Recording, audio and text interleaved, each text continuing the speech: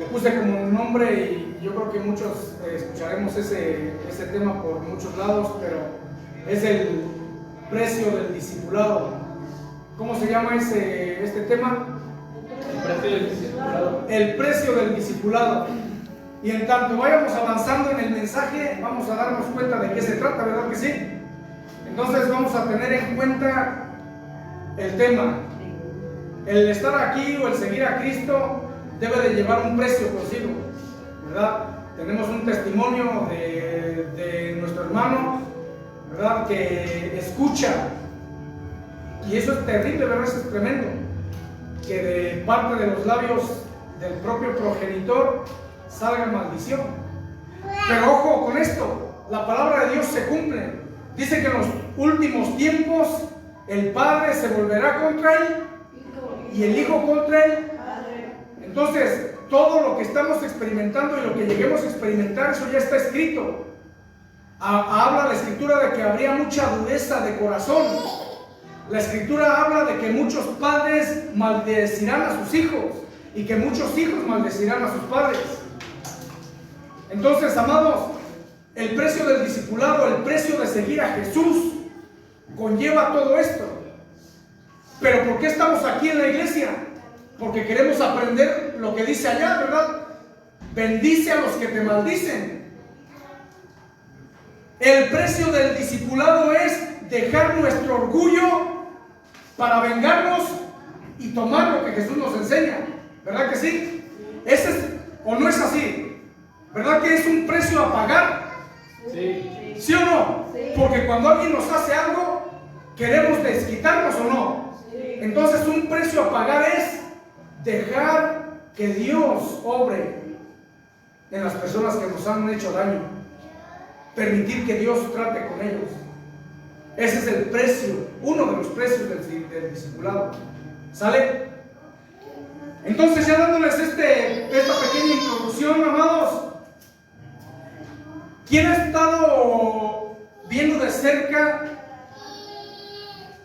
los Juegos Olímpicos?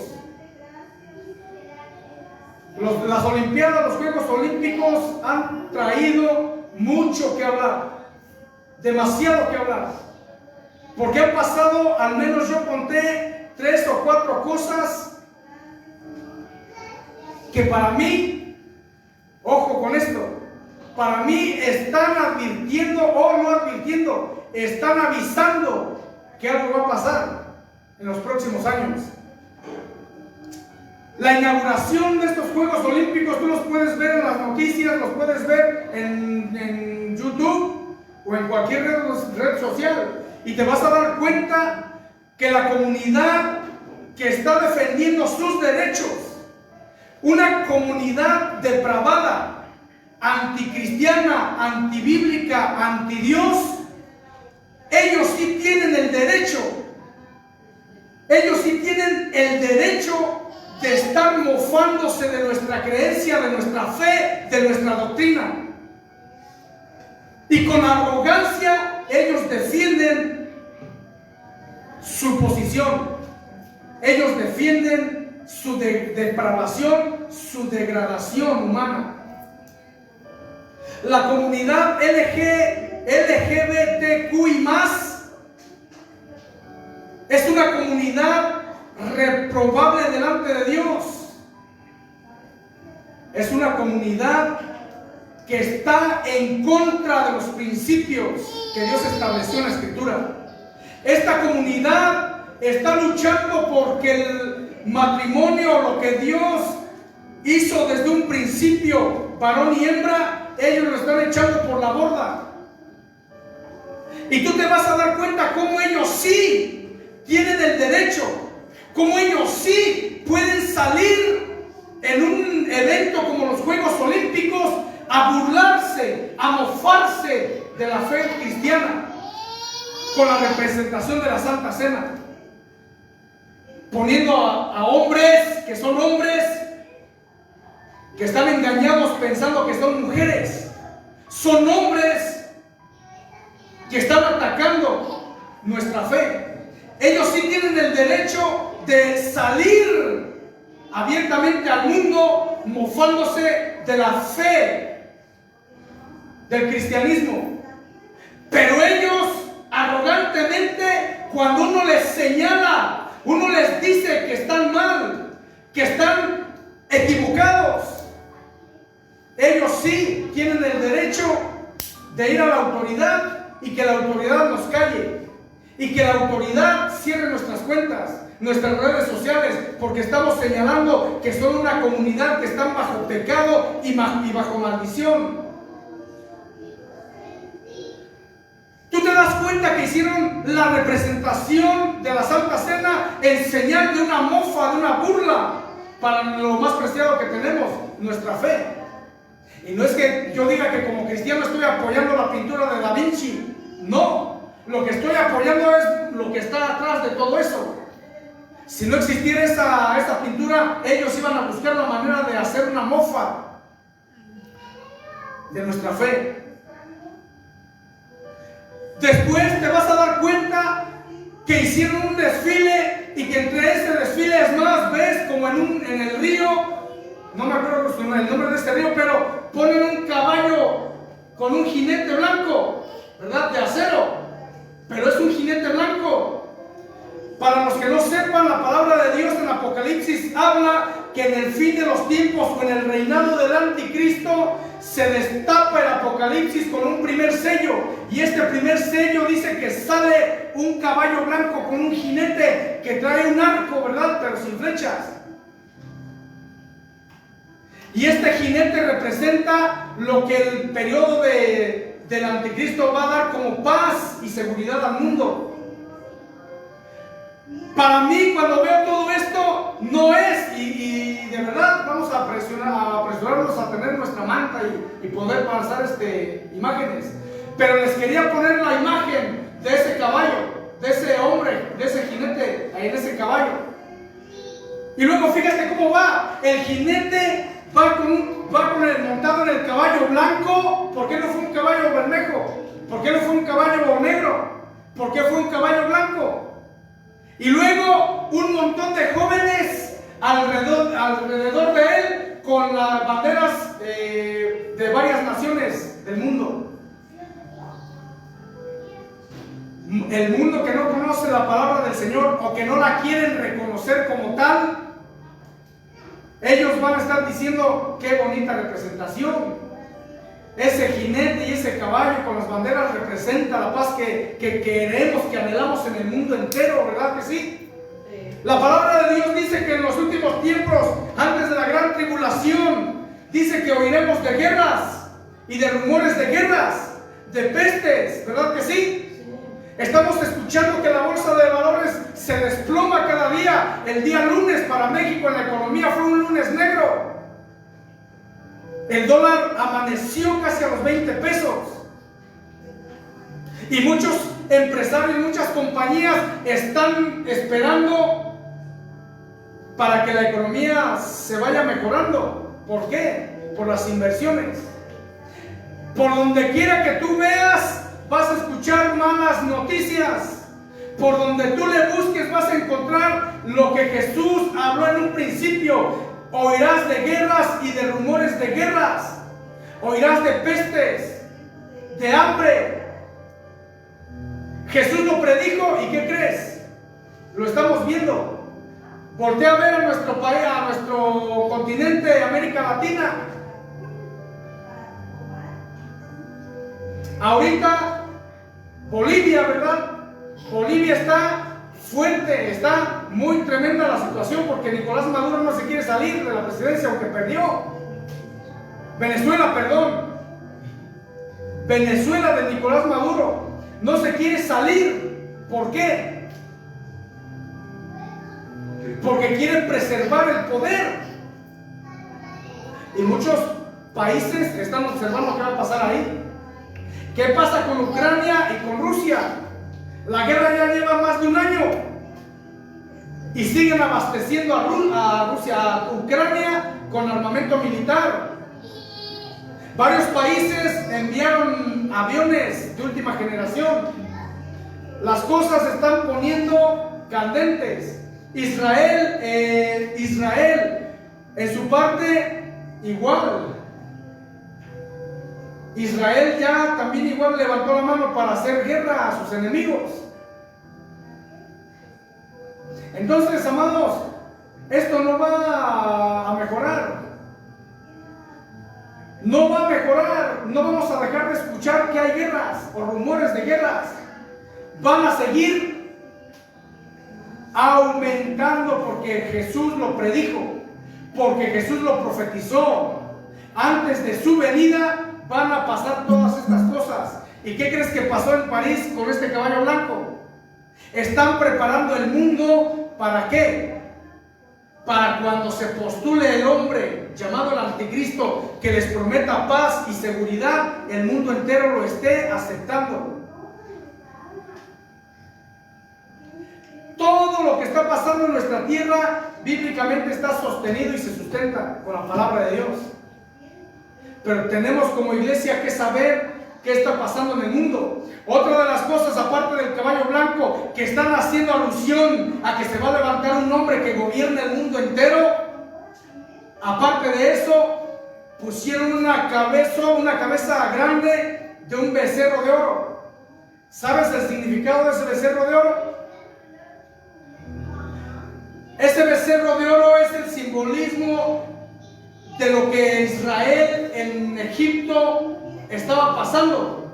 Israel aprendió en Egipto que ellos tenían como deidad un becerro de oro.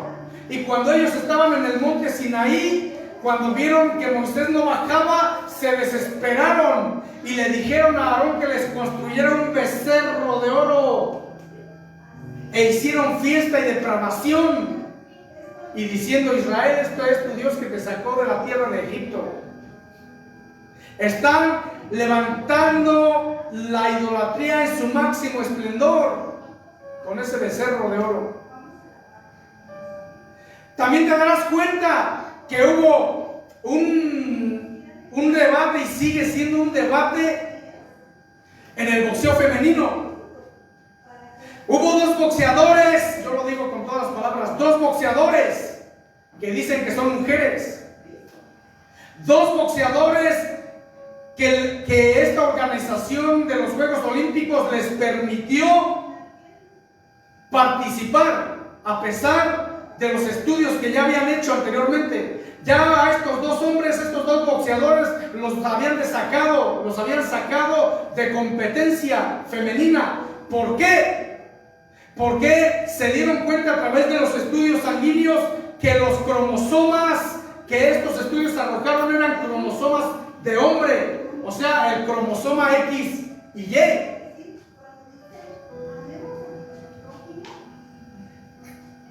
Y los cromosomas de la mujer es XX. Entonces, aunque un hombre diga que es mujer, la sangre, el ADN, lo que hay dentro de ella, lo que hay dentro de él, le va a estar repitiendo constantemente que es un hombre.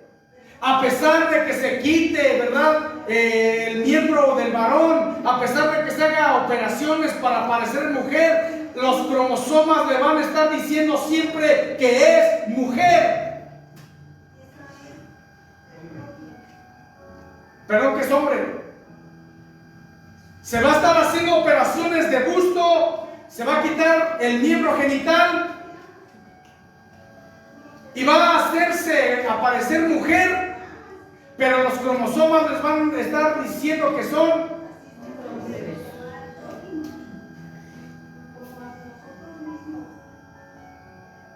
a la genética. Nadie la va a poder engañar. Lo que Dios puso genéticamente dentro del hombre, nadie lo va a cambiar. Lo pueden manipular, nada más, pero no lo van a cambiar nunca, porque la palabra de Dios dice que en el principio Dios los hizo ¿qué? Hombre y mujer. Entonces, amados, lo digo con tanto peso porque a mí me indigna que ellos sí tienen el derecho de callarnos la boca pero nosotros no tenemos el derecho de señalarlos.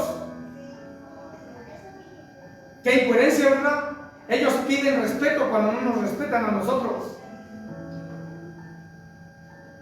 Oh, ellos quieren vivir su vida libertina y que nadie les señale su pecado.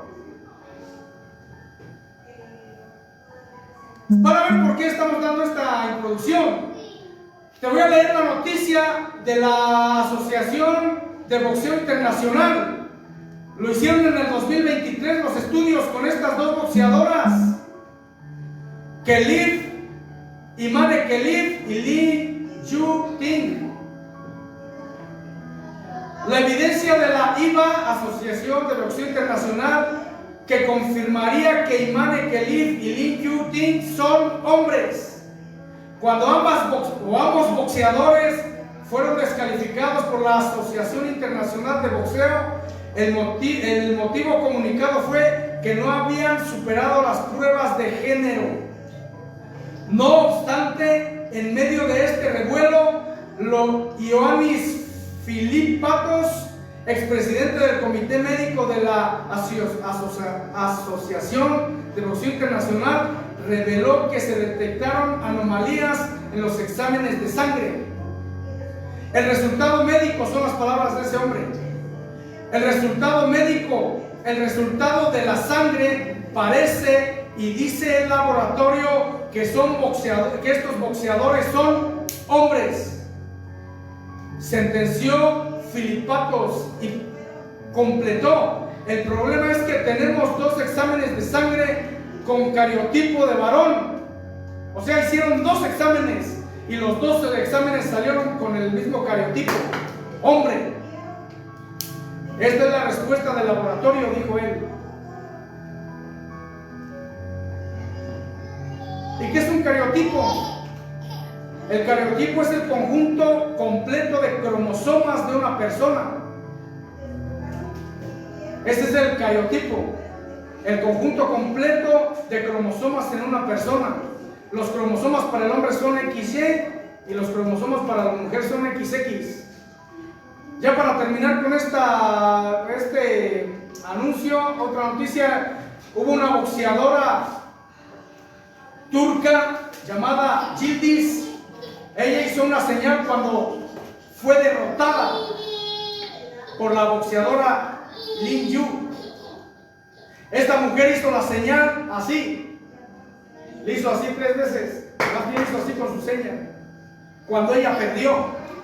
¿Por qué? Porque las mujeres decían que no era justo que estuvieran compitiendo ante un hombre.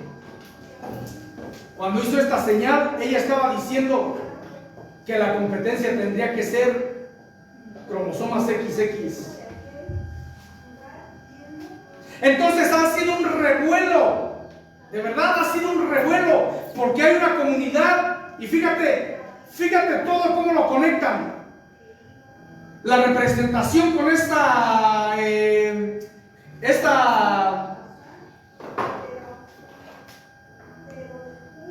movimiento LG, ya están, se me olvidan sus letras, ¿no? LG, le van a aumentar más todavía.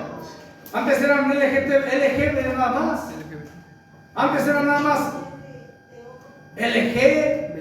LGB, luego fueron LGBT, y luego le sumaron la Q, luego le sumaron la I, y ese más que tiene ahí es para que ellos puedan estar añadiendo todavía más formas.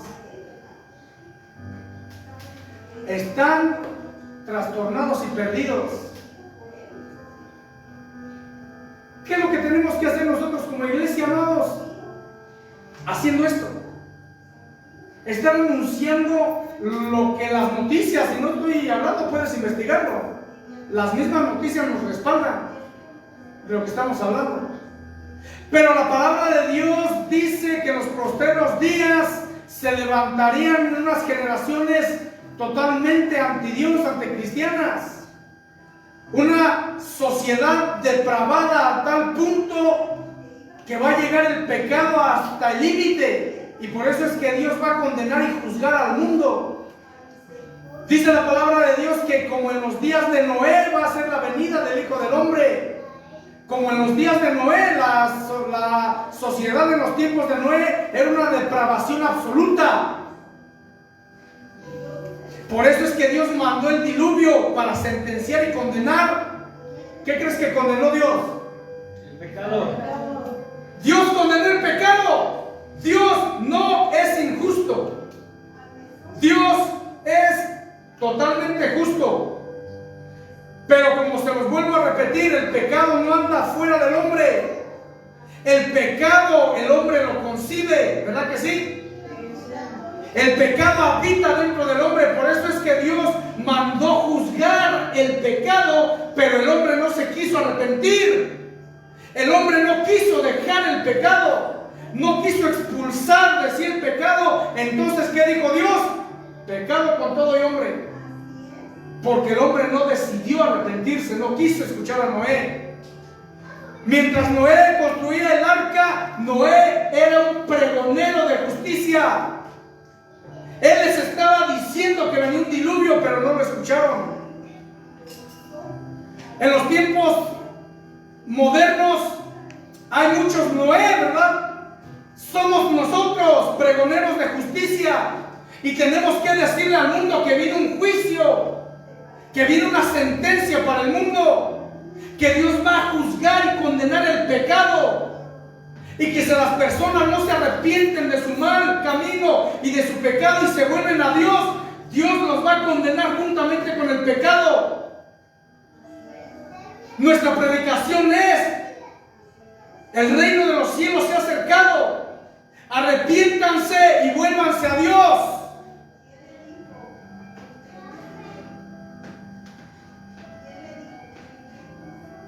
El tiempo está cerca, amado. Cristo viene. Cuando veo estas noticias, a mí me impresiona, me impacta y me da mucho gozo.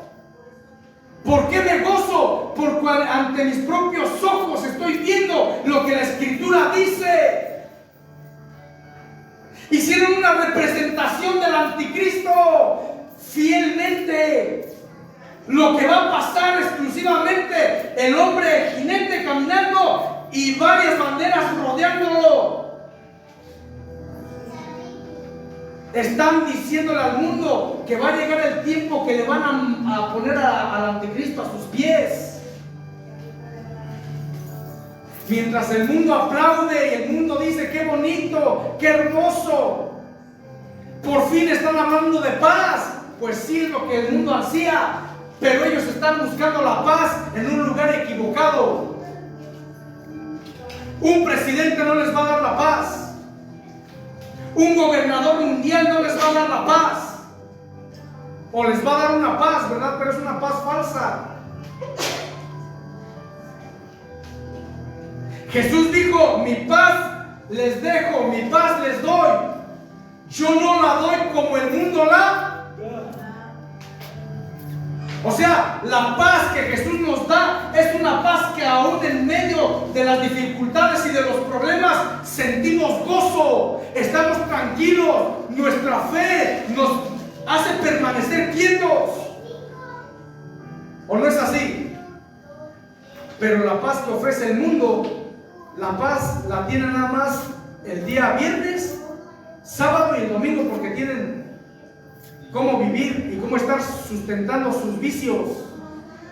Pero llega el día lunes para el día jueves y están viviendo inquietos, están viviendo con problemas emocionales y psicológicos, porque ya no hay para hacer el sustento. Entonces, amado, la paz que Cristo nos da es una paz muy diferente a la paz que el anticristo le va a ofrecer al mundo entero.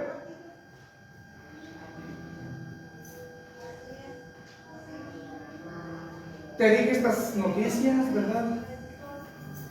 Para que te dé la curiosidad de investigar qué pasa en el mundo. Y si tú no entiendes, mira, si no entiendes lo que está pasando, pregúntanos, por favor. Estamos a la orden para contestarte tus dudas. Tú puedes ver que fue una inauguración bonita. O sea, para el mundo lo fue, para nosotros no. porque hay un becerro de oro que está evocando algo, porque hay un jinete de caballo blanco que está evocando algo, que el grupo LGQTB y más están ahí, ya tomaron lugar. ¿Cuándo habías visto unos Juegos Olímpicos que ellos prácticamente estuvieran al frente del evento? Y muchos se levantan diciendo que han sido los peores juegos de la historia. Muchos hombres se proclamaron con su representación de la Santa Cena. Entonces, amados, el mundo está torcido. El mundo está yendo a una condenación eterna. Pero tú y yo que estamos aquí en la iglesia tenemos que entender que el precio de seguir a Jesús es costoso. Vamos a nuestro texto central, por favor. Voy a comenzar la predicación. Texto central, vámonos al libro de Marcos, Evangelio según San Marcos. Evangelio según San Marcos. Si traen su Biblia o no la traen. Vamos al capítulo 8, capítulo 8, versículos 34 al 38.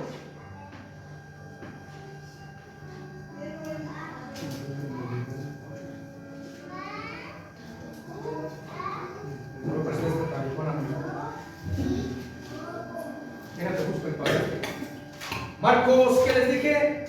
8:34. Marcos 8:34 al 38, ¿verdad que sí?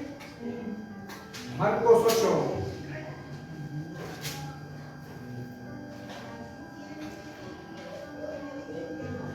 Bueno, me dan ganas de hacer otra cosa.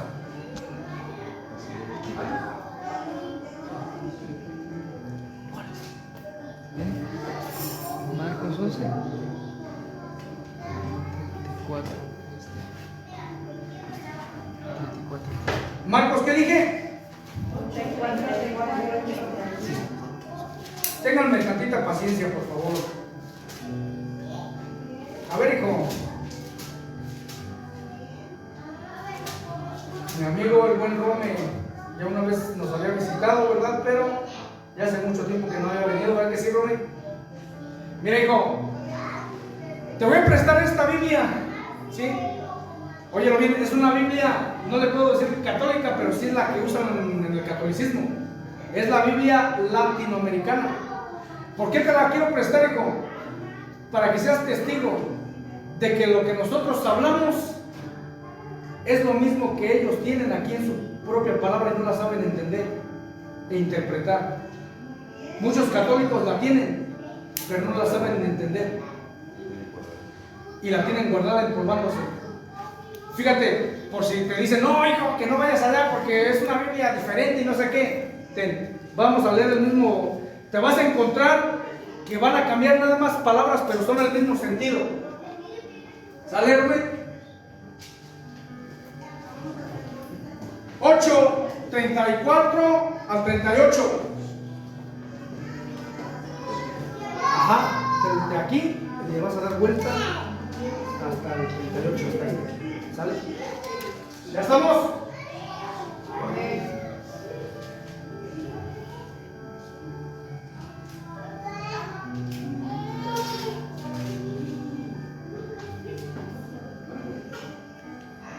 Me faltaba a mí llegar. Y llamando a la gente y a sus discípulos, les dijo: si alguno quiere venir en pos de mí, niéguese a sí mismo y tome su cruz y sígame. Porque todo el que quiera salvar su vida, la perderá. Y todo el que pierda su vida por causa de mí y del Evangelio, la salvará. Porque ¿qué aprovechará el hombre si ganare todo el mundo y perdiere su alma? ¿O qué recompensa dará el hombre por su alma? Porque el que se avergonzare de mí y de mis palabras en esta generación adúltera y pecadora, El Hijo del Hombre se avergonzará también de él cuando venga en la gloria de su Padre con los santos ángeles. ¿Sí leímos bien o no? Sí. ¿Sí? A ver, a mí me da interés de leerla. ¿Puedo? Voy a leerla en esta traducción.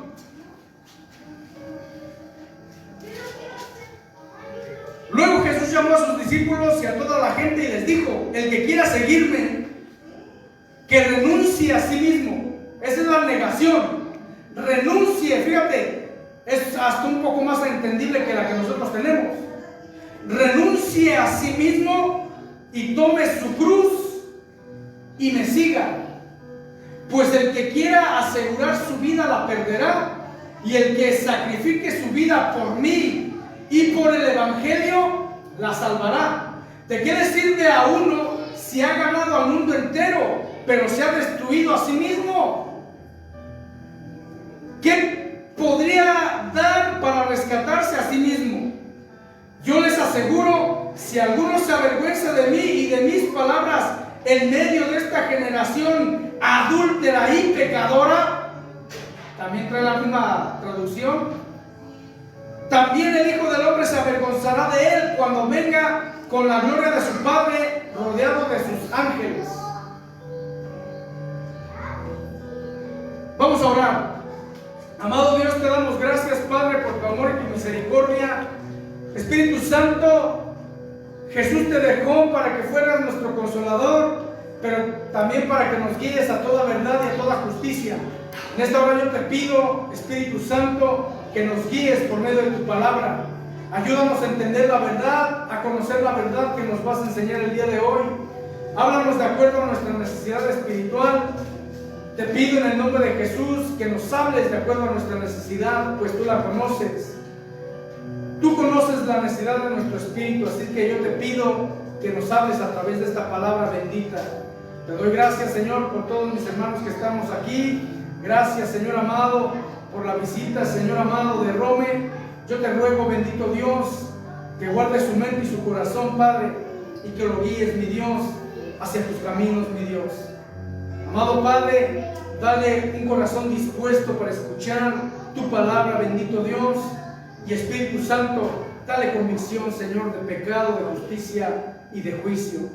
Te ruego en el nombre de Jesús, Padre, que nos ayudes a entender tu palabra a todos los que estamos aquí, mi Dios, y los que ven también por esta red social, Señor. Bendícenos a todos, Padre, para honra y gloria de tu santo y poderoso nombre. Amén.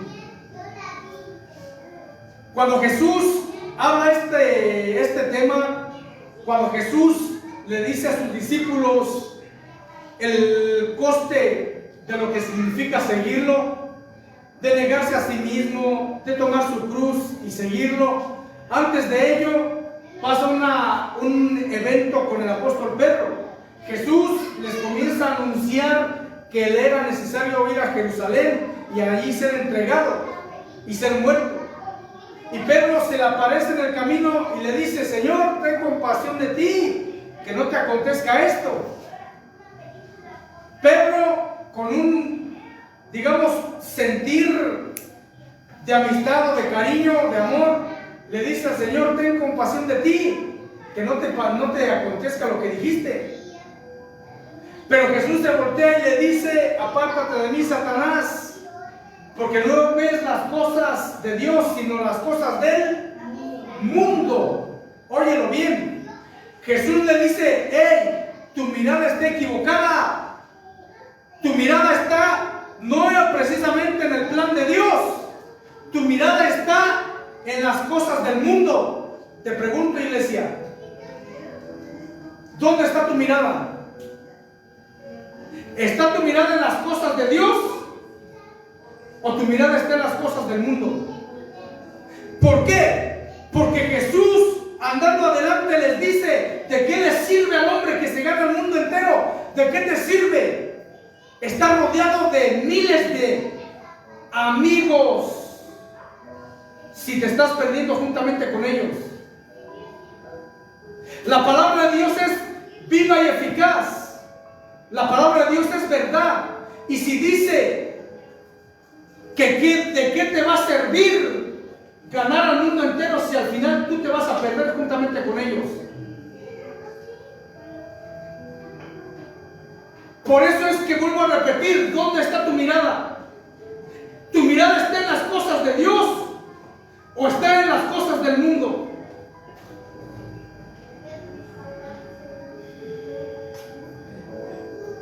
Es tiempo que despertemos ya. El tiempo, amado, está más próximo de lo que piensas. El juicio de Dios está próximo a venir a esta tierra. No solamente ya lo podemos estar hablando desde la Biblia, las mismas noticias nos están señalando lo que Jesús habló. El tiempo está cerca. ¿Dónde está tu mirada? ¿Dónde está tu vista?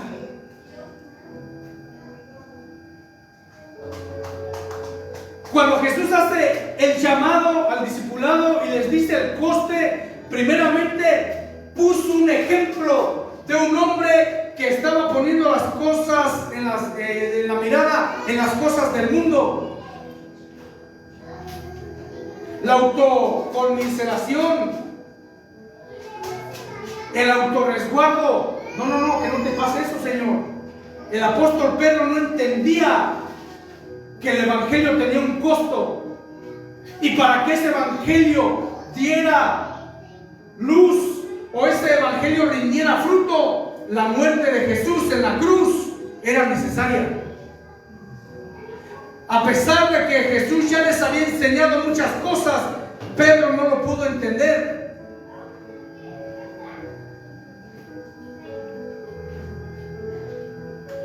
¿Cuánto has escuchado de Dios?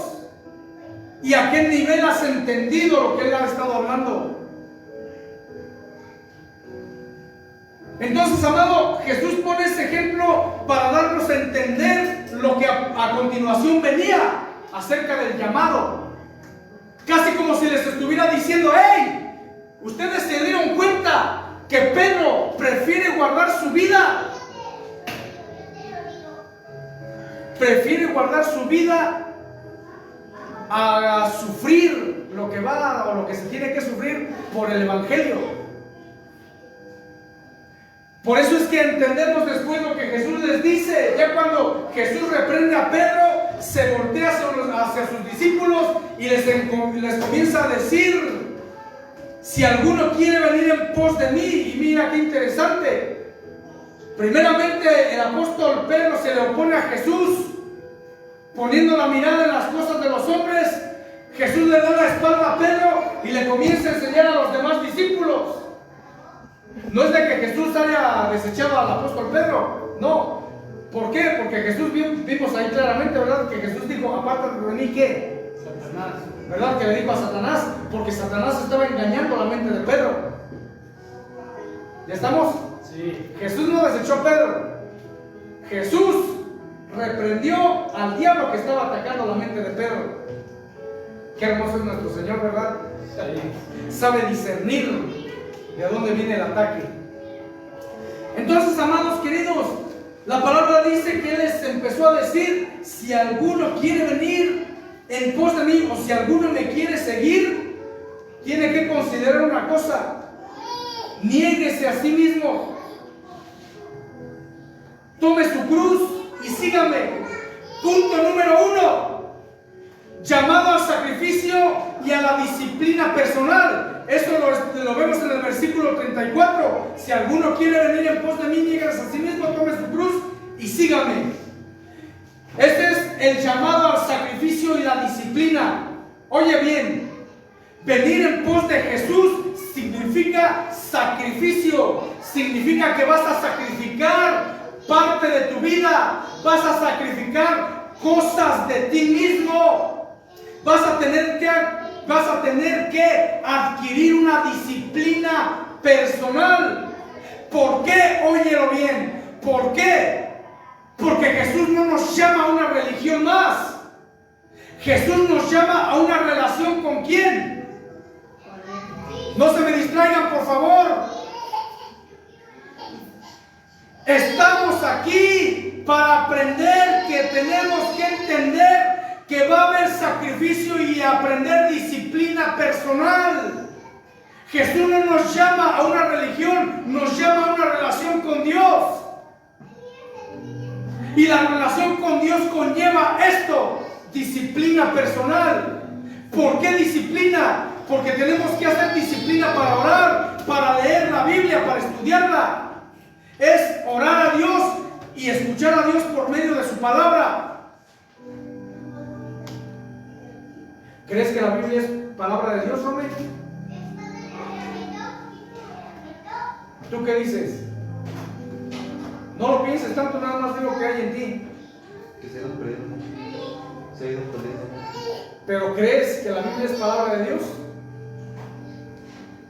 Sí, pero se ha perdido. No la esencia. La esencia de la palabra, amigo mío, es poderosa. Los que la han desvirtuado son los hombres. Y si tú has visto hombres religiosos que cargan un libro o lo tienen en su casa, pero su vida es una falsedad, no es que sea el problema en la palabra. El problema es en la persona que no sabe entender este mensaje. ¿Sabes? Entonces que el Señor te dé entendimiento, amigo mío. Entonces, amados, la disciplina personal, ¿sale? Tenemos que entender disciplina personal. Negarse a sí mismo, fíjate, llamado y sacrificio y la disciplina personal conlleva 3 puntos. Negarse a sí mismo, tomar la cruz y seguir a Jesús. ¿Se entiende? El llamado al sacrificio y la disciplina es negarse a sí mismo. Jesús llama a los 12 que desean seguirlo a una vida de autorrenuncia y sacrificio personal. Autorrenuncia. Fíjate, por eso, Josué, ¿dónde es de que desvirtúan la palabra de Dios los hombres de hoy en día? La desvirtualizan de una manera así. La palabra de Dios dice: bendice a los que te maldicen y ora por los que te calumnian. ¿Dónde es que los hombres la desvirtúan? ¿Y dónde es donde los hombres no tienen la autorrenuncia? Porque los hombres siempre quieren vengarse, ¿o no? ¿Verdad que sí? Sí. Entonces, cuando alguien se levanta y dice que es un pastor, un sacerdote, alguien en una iglesia, y entonces si esta persona trae rencor contra su prójimo, entonces está desvirtuando la palabra de Dios. Y no hay lo que Jesús está pidiendo, negarse a sí mismo. No hay autorrenuncia. El negarse a sí mismo es autorrenuncia de decir: yo voy a dejar que Dios obre en su corazón, yo no voy a mover un dedo para desquitar mi coraje. Entonces, el negarse a sí mismo es esto. Mateo 16:24, entonces Jesús dijo a sus discípulos: si alguno quiere venir en pos de mí, es el mismo versículo, niéguese a sí mismo, tome su cruz y sígame. Llamado al sacrificio y disciplina personal, negarse a sí mismo. Tomar la cruz, ¿qué significa? Significa aceptar el sufrimiento y la carga que conlleva el discipulado.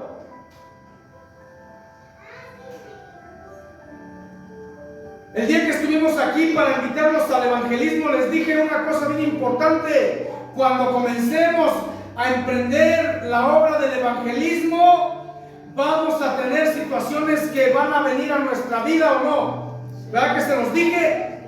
Así va a pasar, porque la palabra de Dios dice claramente que tenemos que tomar nuestra cruz, y esto significa que tenemos que aceptar que va a haber sufrimiento. Tenemos que aceptar que nos van a rechazar. Tenemos que aceptar que nos van a maldecir. Tenemos que aceptar que nos van a golpear, que nos van a calumniar. Tenemos que aceptar eso por amor a Cristo y al Evangelio.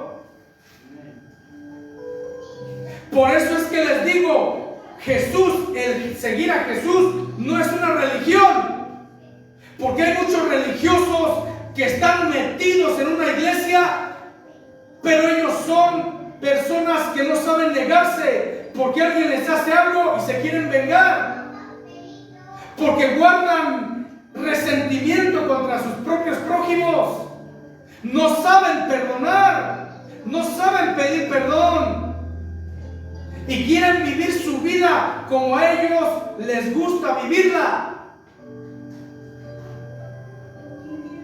El día viernes y sábado se ponen bien borrachos y el día domingo están allá dándose golpes de pecho, creyendo que con una confesión ya no es todo. Es una mentira. La palabra de Dios dice claramente que tenemos que reconocer que pecamos, pedirle perdón a Dios, pero tenemos que apartarnos de ese pecado. Y en la religión yo no veo eso. En la religión yo veo que se sigue pecando y se sigue yendo y se sigue pecando y se sigue haciendo lo mismo todos los fines de semana. ¿O no es así? Entonces, amados, tenemos que entender que el seguir a Cristo, el llamado que Él hace es un llamado al sacrificio y la disciplina personal. Tomar la cruz significa aceptar el sufrimiento y la carga que conlleva el discipulado. ¿Es una carga o no el discipulado? El que tu pastor te diga vente a orar el martes porque vamos a orar por toda esta colonia, ¿verdad que pesa? ¿Sí o no? Que tu pastor te diga vente el jueves porque vamos a empezar a ver los proyectos del programa, ¿verdad que pesa? ¿Verdad que pesa ponerle nuestro tiempo? Yo mismo no lo quisiera hacer, quisiera estar en mi casa, pero es cuestión de trabajo, amados, de que tenemos que obedecer lo que el Señor nos manda a hacer. Yo quisiera los días domingos salir con mi familia de paseo, pero tenemos un llamado que seguir. Autonegación y disciplina, amado. El otro punto es seguir a Jesús. ¿Qué significa esto? Es una invitación a una vida de obediencia. Oye bien, es un llamado, es una invitación a una vida de obediencia continua. En la religión yo no veo que la gente obedezca y sea obediente a la palabra de Dios. Porque hay muchos religiosos que son adúlteros. Son muchos religiosos que son mentirosos. Hay muchos religiosos que aborrecen a sus padres, que no los respetan. Hay muchos religiosos que codician lo que otros tienen y no viven en paz. No, amados, Cristo no nos enseñó y nos invita, Él no nos invita a practicar una religión. Él nos invita a tener una vida de obediencia y esta es continua. Quiere decir que tú vas a obedecer lo que el Señor te enseña día tras día. Si Él te dice que ames a tus enemigos, los tienes que amar. Pedirle a Dios que te dé la capacidad de amarlos. ¿Se entiende?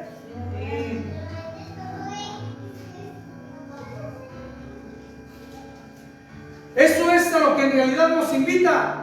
Texto de respaldo, Juan 12:26. Si alguno me sirve, sígame. Y donde yo estuviere, allí estará mi servidor. Si alguno me sirviere, mi Padre le honrará. ¿Cómo puedes servir a Dios? ¿Cómo puedes servir a Jesús?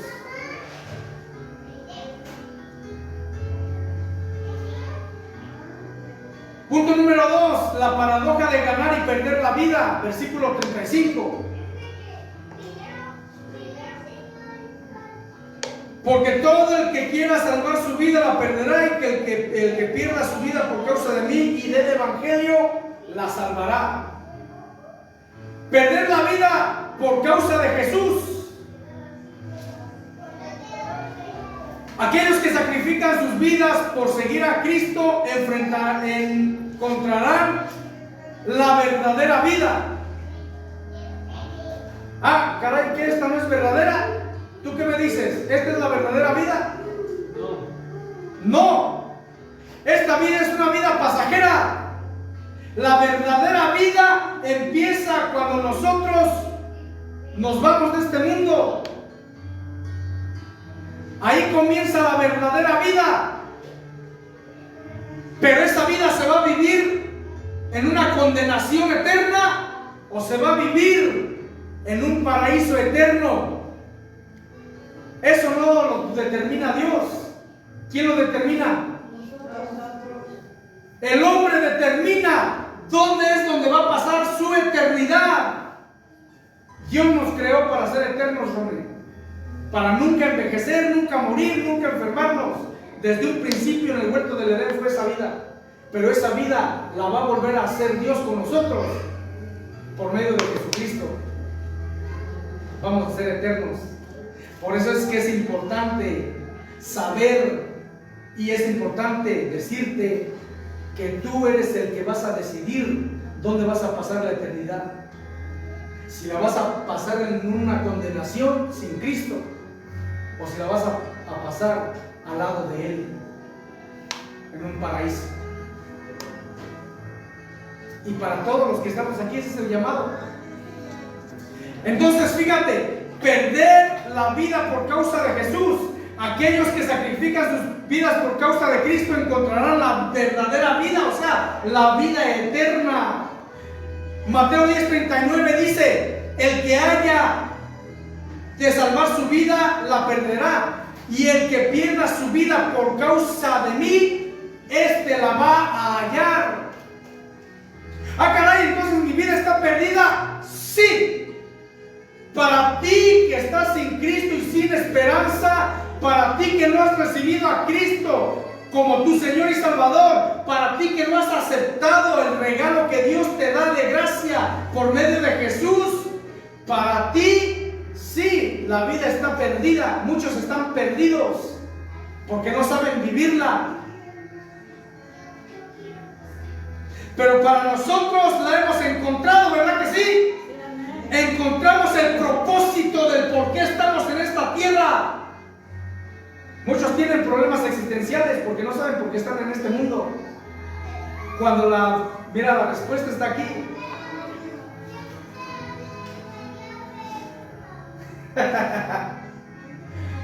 Él nos creó para ser eternos. Hechuras suyas somos. Tenemos un propósito en esta tierra. ¿Cuál es el propósito que yo tengo? Que tú tienes como hijo de Dios, yo como hijo de Dios. El propósito que tenemos es manifestar el amor de Dios en esta tierra. Es decirle al mundo en decadencia que hay una esperanza que se llama Cristo. Ese es nuestro propósito y nuestro sentido. Nuestro propósito es que si el mundo se corrompió por el pecado de Adán y de Eva, nuestro propósito por medio de Jesús es volver otra vez a ese inicio y ese propósito. Por eso la palabra de Dios dice que vamos de perfección de gloria a Él, porque estamos en perfección y vamos a alcanzar un día la estatura del varón. ¿Quién es el varón perfecto? ¿Y cuál es su estatura? La perfección. La perfección. La estatura del varón, pero, o sea, ya habla de perfecto, pero ¿cuál es la estatura? ¿Cómo resucitó Jesús? ¿Con un cuerpo que envejece? ¿Con un cuerpo que se enferma? ¿Con un cuerpo que muere? Él resucitó glorificado. Y bueno, ese es nuestro llamado final. Alcanzar esa estatura que él obtuvo cuando Él resucitó. Un cuerpo que no envejece, que no muere, que no se deteriora. Un cuerpo que ya no está sujeto a las leyes terrenales físicas de esta tierra. Y ya se los he comentado mucho, ¿verdad? Cuando los discípulos estaban encerrados por miedo en sus casas, ¿qué dice la palabra de Dios? Que Jesús que apareció en medio de ellos. Y Jesús dice: hey, yo no soy un espíritu, tócame, soy de carne y de hueso. Es más, Tomás, incrédulo, mete tus manos aquí, aquí está la señal, toca mis manos. ¡Ay, qué tan maravilloso es el amor de Cristo! ¿Te acuerdas que una mujer quiso abrazarlo cuando lo vio resucitado? ¿Y qué le dijo? Mujer, no me toques, no ha llegado mi tiempo. Pero ¿por qué si le permite a un incrédulo tocarlo?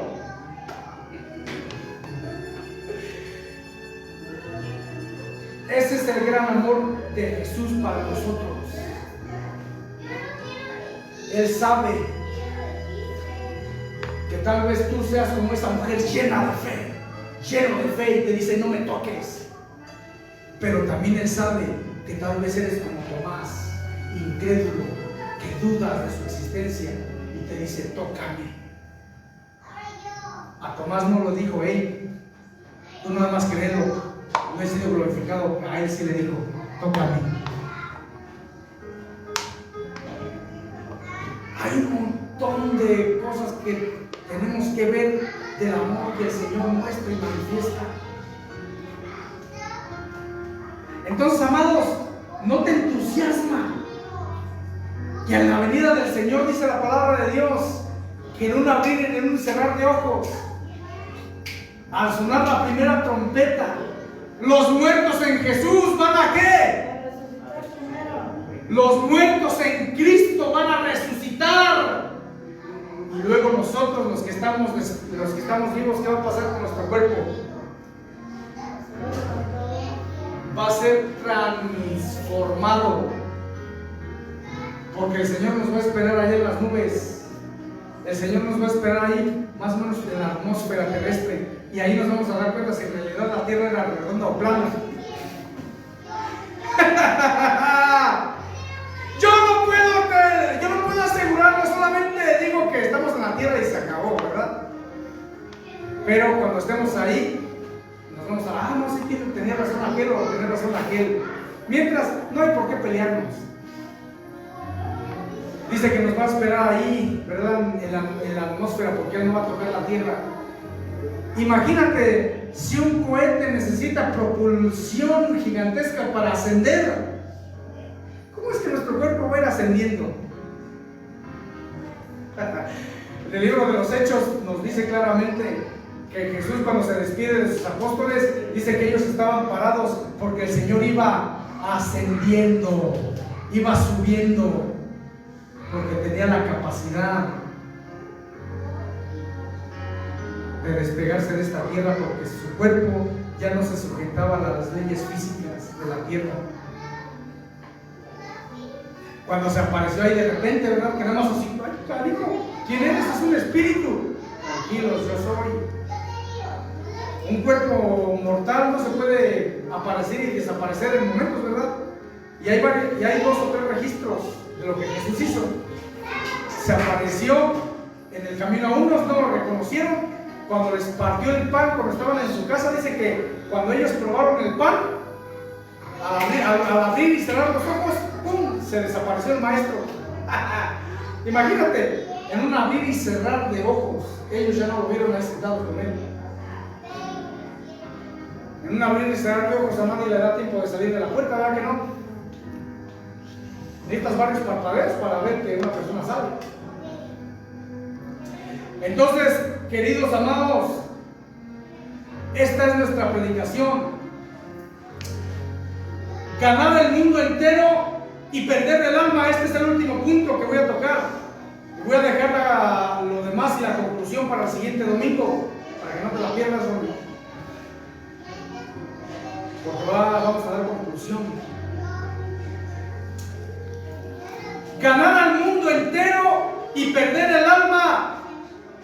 A ver, chavo, joven que estás aquí, o los que me ven ahí en Facebook, ¿de qué les sirve?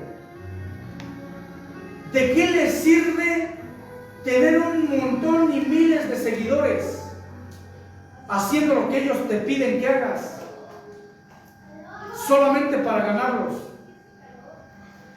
solamente para que te acepten. ¿De qué sirve? Es más, también igual los que estamos ya grandes, ¿de qué nos sirve quedar bien con la gente? ¿De qué te ha servido estar ocultando que eres cristiano? Para que no te desechen, para que no se burlen de ti. ¿De qué te sirve ganarte el mundo de esa manera si al final dice el Señor que tu alma se va a perder? Porque la sociedad hoy, para encajar, quiere hacer lo que el mundo está haciendo para que no lo desechen. Los jóvenes de hoy prefieren embarrarse de suciedad, de porquería, de pecado. Prefieren hacer lo que les dicen que hagan sus pseudo amigos. Prefieren embarrarse y revolcarse allá a decirles que son cristianos, a decirles Jesús es mi Señor. Prefieren ir a embarrarse y empuercarse allá que quedarse solos. Para ti está esta palabra. ¿De qué te sirve ganarte al mundo entero si al final se va a perder tu alma? ¿De qué te sirve? ¿De qué te sirve quedar bien con ellos? ¿De qué te sirve darles por su lado? ¿De qué te sirve estar con un LGBTQ y demás si no le señalas su pecado para no tener conflicto? ¿De qué te sirve? Que lo deseches. No te estoy diciendo que deseches a aquel hombre que se cree mujer o aquella mujer que se cree hombre. No te estoy diciendo que lo deseches. Te estoy diciendo que lo confrontes con su maldad, con su pecado, con su extravío.